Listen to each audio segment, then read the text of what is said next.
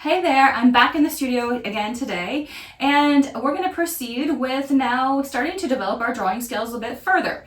We were working on eye-hand coordination. Now we're going to be doing some gesture drawing, really kind of shifting scales between slow to fast now, and then starting to really figure out how we can map out proportion and scale and get our eye and our hand working together and also seeing what's in front of us in real life and using these skills to create a drawing anytime, anywhere, wherever we decide to sit down and make it happen. The focus for our drawings this week will be on developing gesture as well as learning how to measure proper proportion and scale with our drawing, which are really very important stepping stones to creating a fully developed drawing. So a gesture is the act of moving the limbs or body to show, to express, to direct thought. The gestural approach to drawing is actually an exercise in seeing as well as the foundation of a developed drawing. The hand duplicates the motion of the eyes, making a movement that quickly defines the general characteristics of the subject. And gesture is more than seeing and organizing. It's this very first essential step in a drawing. It is a metaphor for the energy and vitality of both the artist and the subject. And artists throughout history have used the gestural approach to enliven and organize their work from the Renaissance to the present. And artists in contemporary times continue to be attracted to gesture as an aid to seeing, but the real attraction of gesture for the artist is the energized mark making it provides.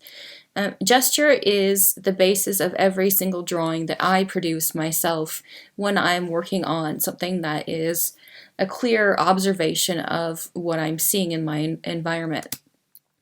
So gesture is really this indispensable approach to establish unity between drawing and seeing.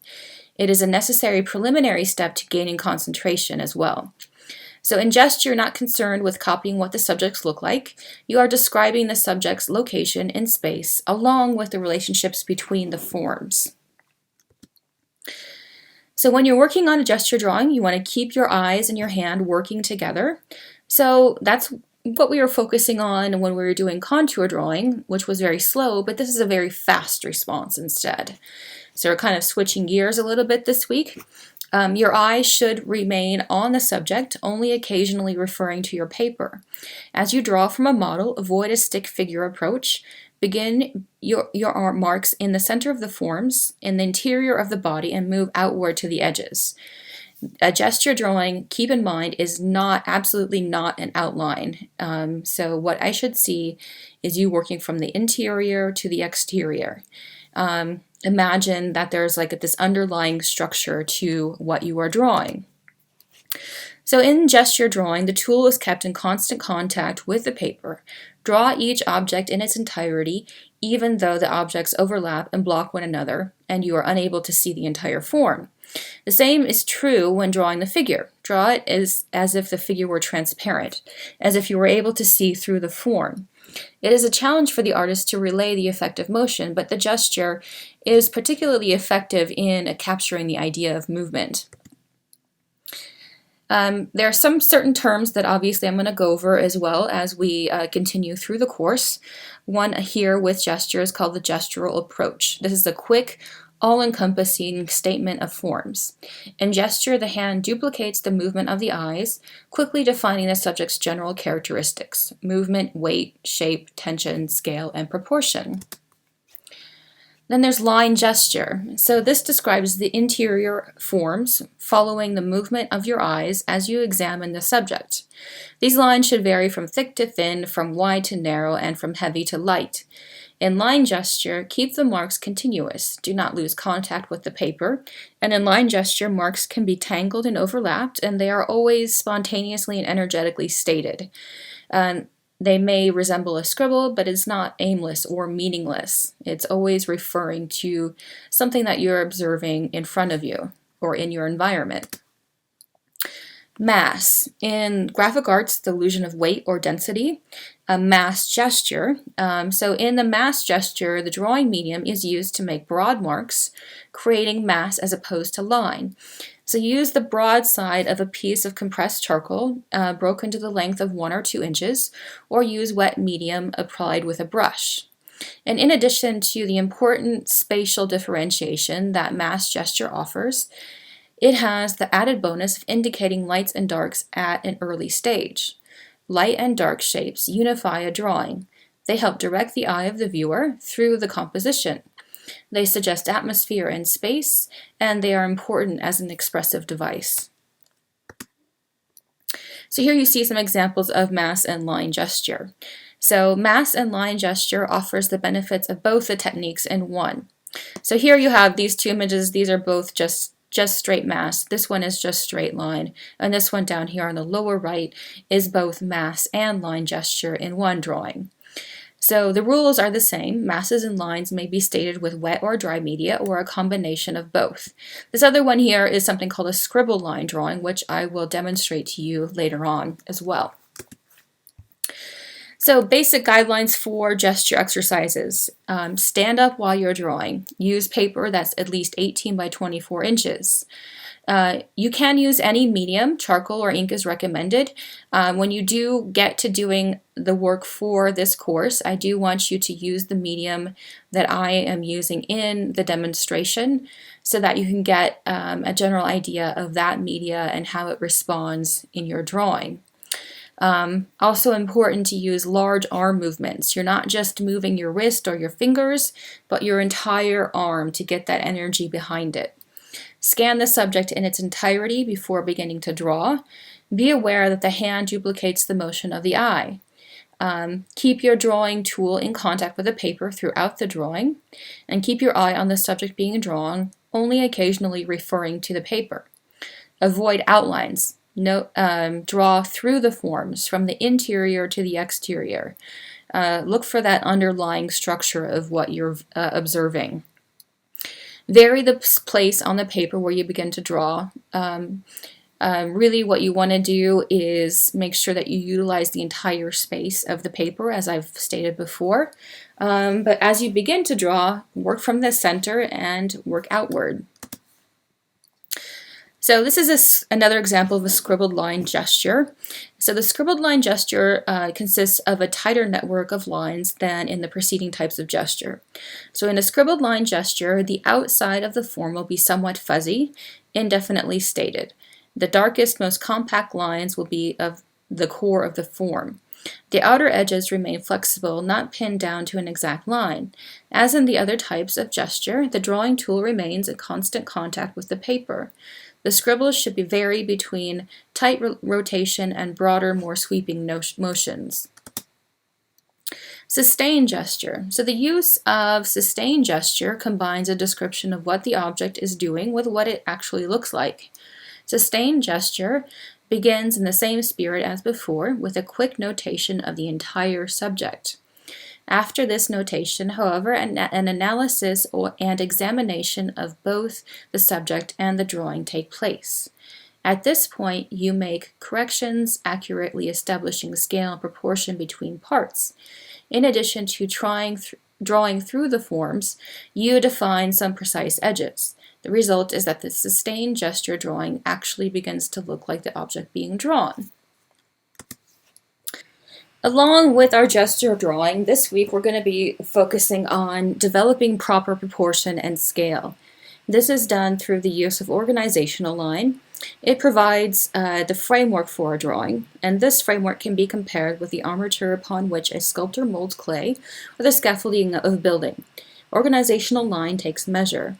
They extend into space. They too are transparent. They cut through forms. Organizational lines create background shapes and objects. They organize the composition. They take measurement of height, width, and the depth of objects and the space that they occupy.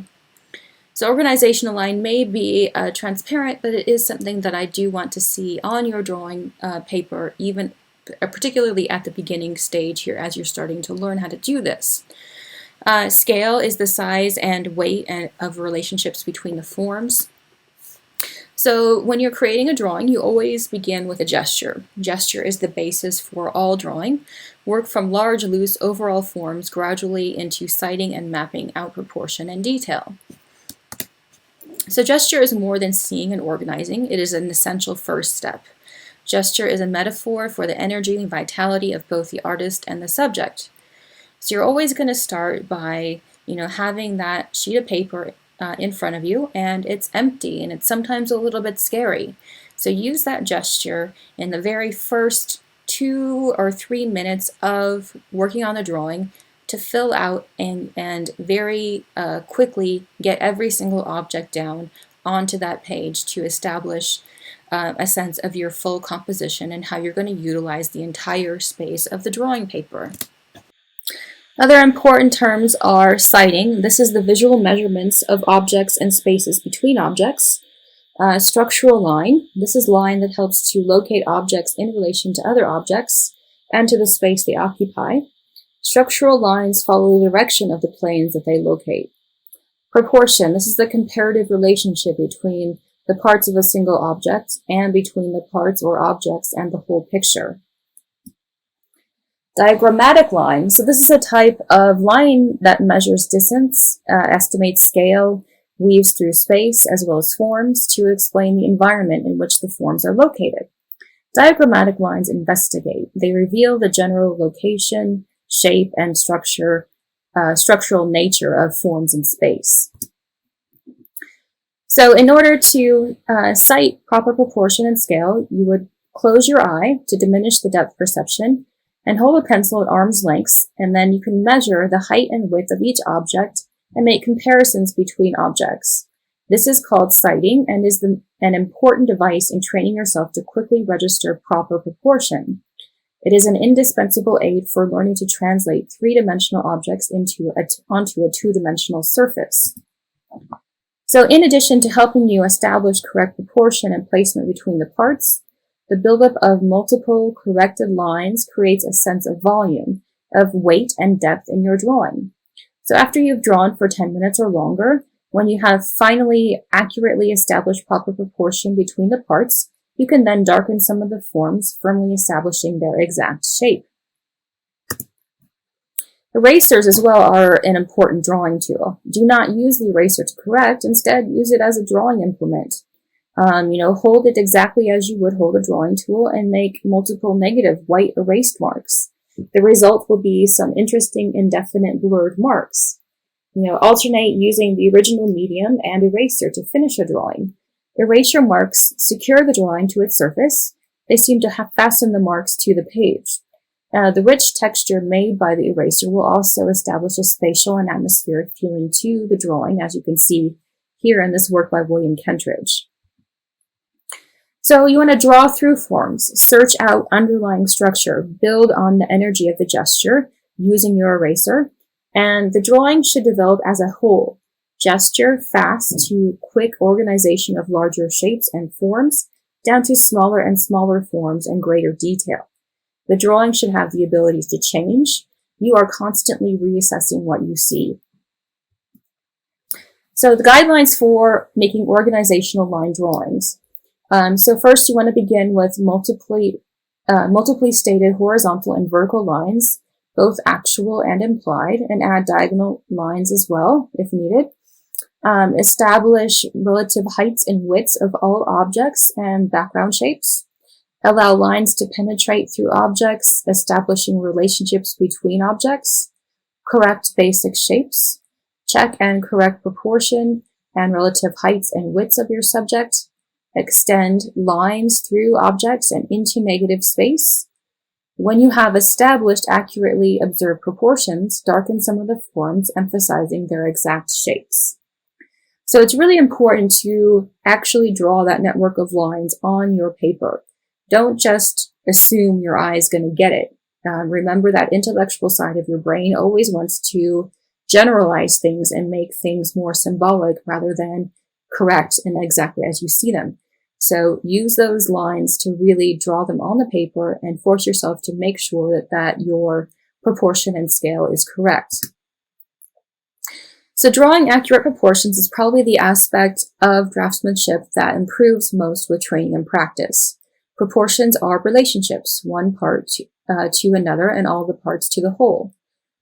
There's a term called Gestalt, which is a physical, psychological, or symbolic arrangement or pattern of parts so unified as a whole that its properties cannot be derived from a single summation of its parts. Simple summation of its parts. This may also refer to the school of theory in psychology known as Gestalt psychology. Proportions are the one area of art that everyone feels competent to criticize. That's a nice drawing, isn't it? But, isn't it maybe just a little too this or that? When proportions are badly drawn, it interferes with the viewer's appreciation of other qualities in the picture.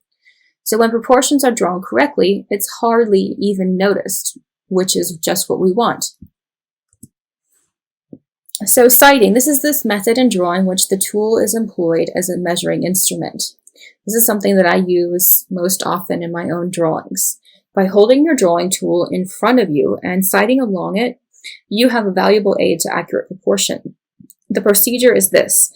Grasp your pencil between your thumb and the first two fingers so that most of it extends vertically as shown. Hold it at arm's length with the elbow locked.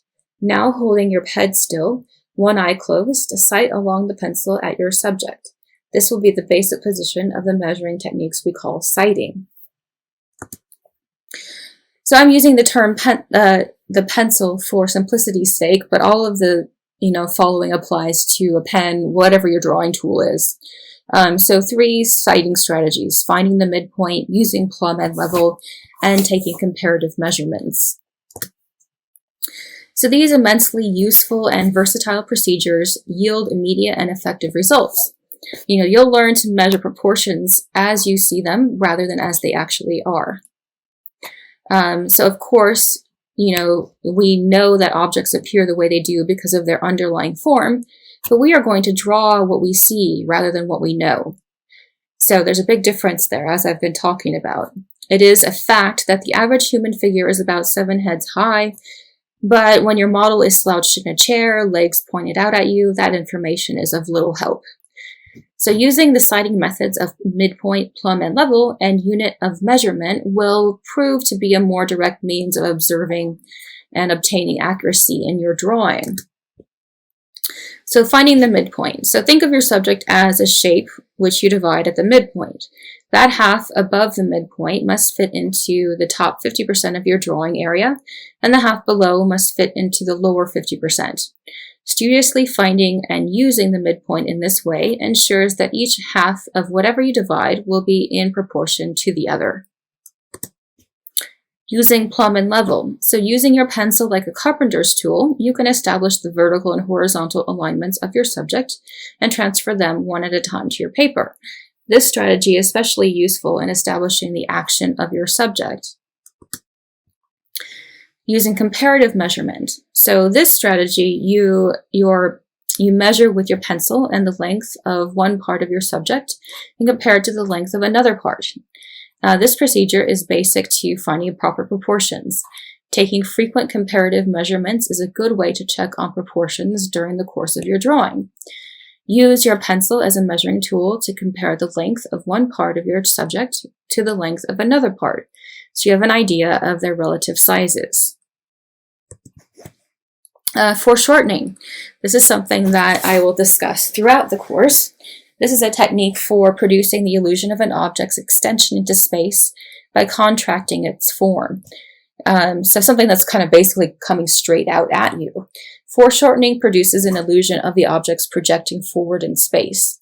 Foreshortening deals with overlapping, and beginning with the form nearest the viewer, shapes are compiled from large to small, one overlapping the next in a successive series of shapes and steps. So foreshortening does not apply to the figure exclusively. Any form that you see head-on can be foreshortened. In foreshortening, spatial relationships are compressed rather than extended, as we will discuss with perspective. So with foreshortening, the proportions, shapes, and sizes will be contrary to what you know about the actual proportions, shapes, and sizes of the object you are drawing. But only if you draw the untrue proportions will you perceive the drawing looking true to life. So George Royer's 20th century version above of Andrea Mantegna's 15th century Christ below represents an example of extreme foreshortening. The forms are compiled one behind the other from foot to head. The leg on the left is more severely foreshortened than the one on the right, which is presented in a side view. The leg on the left is compressed, each anatomical segment maintaining its own discrete shape. There is no flowing of one form into the other, as we see in the other leg.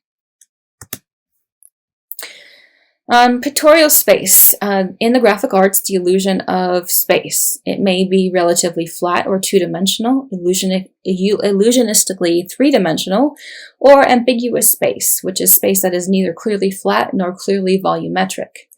Works are not simply two-dimensional lines on paper, they are spatial illusions. So by pictorial space, we mean the kinds of space that are used on the picture plane, the surface on which the artist works, such as canvas or paper. And the video artist Bill Viola has said that art deals with how the world meets the mind and not the eye. So in the next number of video demonstrations, I will be taking you through the process of working on gesture drawings, as well as citing proportion and scale correctly in space. You're going to make visual, interesting drawings, and so do be sure to subscribe and follow along with me in these next demonstrations, and I look forward to working with you. Well, thanks for joining in on some of those sort of nuts and bolts of vocab and sort of an explanation of the processes that we're going to proceed through the next series of demos.